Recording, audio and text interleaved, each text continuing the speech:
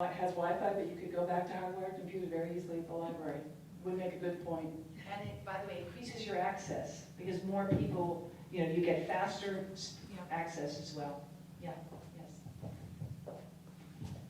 So my name is Laurie Tosti. I'm chair of the Ashland School Committee, which is the town right next to here.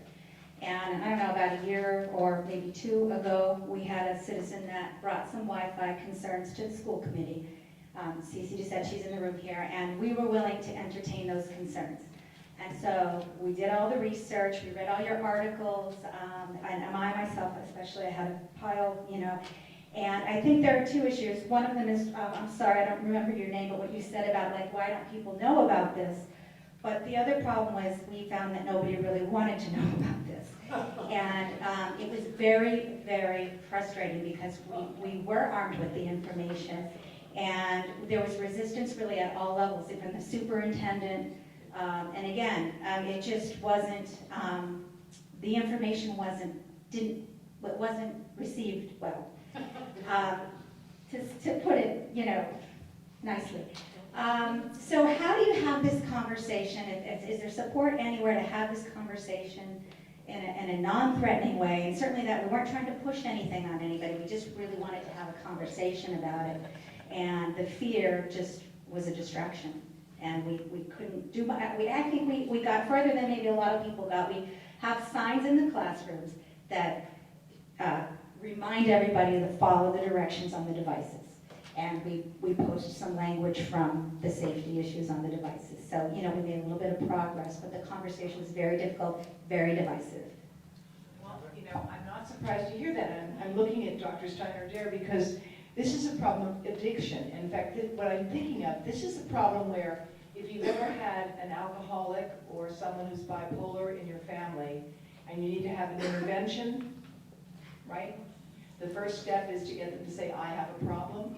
And people can't possibly conceive of a problem with this phenomenon because it's something that has become so essential to our lives today.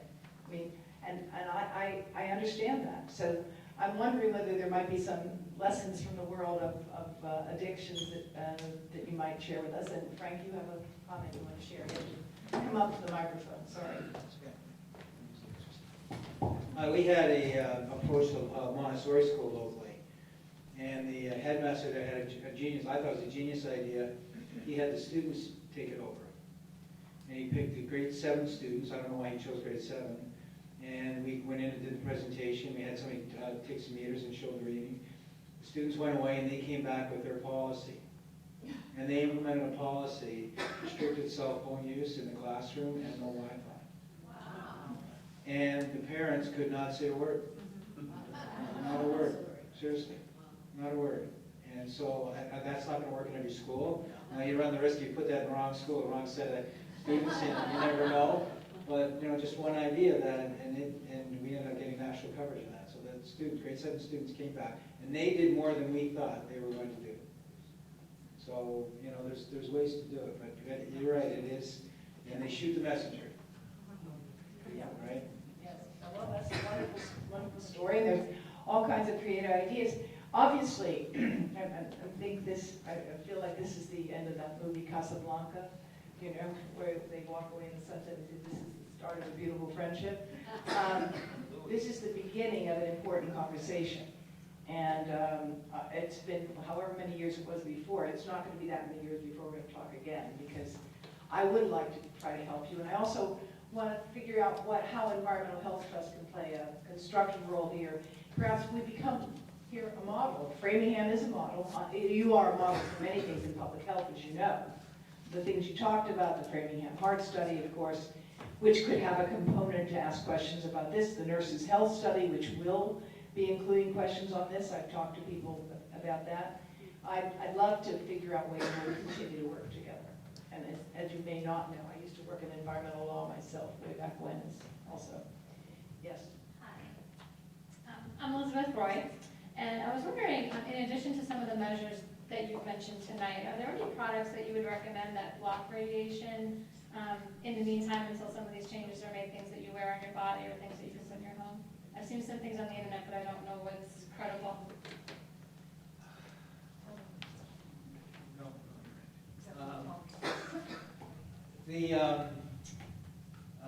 My wife was electrosensitive, so I will declare that. But that's not the reason I get into this. We found out after I got into this, she's electrosensitive. So we've explored a lot of options. I would say in terms of anything that, any device that attaches to a phone or whatever, there's no evidence and there's no proof. And I always worry too that there's a psychological thing that as soon as I give that to you, then you can say, well, I'm scot-free, so I can now go back to old bad habits. There has been some success in our area about some of the shielding, like the paint or stuff that you can put on the wall, or we actually had some shielding put on our car. You have to be very careful with that though, because there was one house where they put it in, and there's a radiation, and it can't be perfect.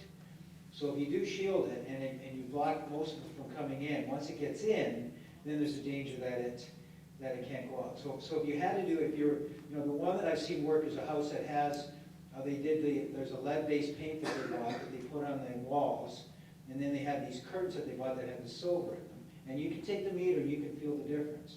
Now that works in that situation because the cell tower is there and you're blocking it from here. But you have to be careful because if there's other radiation coming from some Wi-Fi next door or whatever, it can't get through that barrier. So I would say, prevention and avoidance for sure. If there's a unique situation, but get a professional to come in with a meter that they spend several $1,000s for to measure it, test it and try it and monitor it all the time. But the things that are right on the device, like on the phones, and there's probably several dozen of them now. The things that you wear on your wrist or your...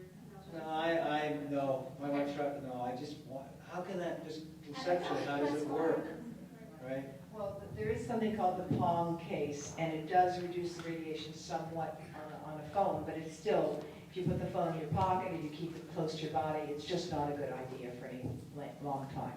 But it does reduce it, and if you have to keep the phone, carry the phone on your person, put it on airplane mode, right? I mean, that's, and get in the habit of doing it, and eventually the industry is, as Frank has said, they're gonna figure it out. And if enough people get together, it's going to make a huge difference. I Okay. also wanted to mention that I'm a library trustee here in Framingham, so I'd be interested in talking to you more about... I think that's, we'd love to do that. All right, you had a question, is your question covered? Thank you, yes. I'm Patricia, and I've been working a lot on the smart meter issue, and I wanted to mention particularly to you that we have also filed a fraud complaint with the Massachusetts Attorney General because the smart meter mandate for Massachusetts is fraudulent. It basically says that the FCC limits protect against thermal and non-thermal impacts. I don't know if you got to read it all, Frank. I sent it to Frank.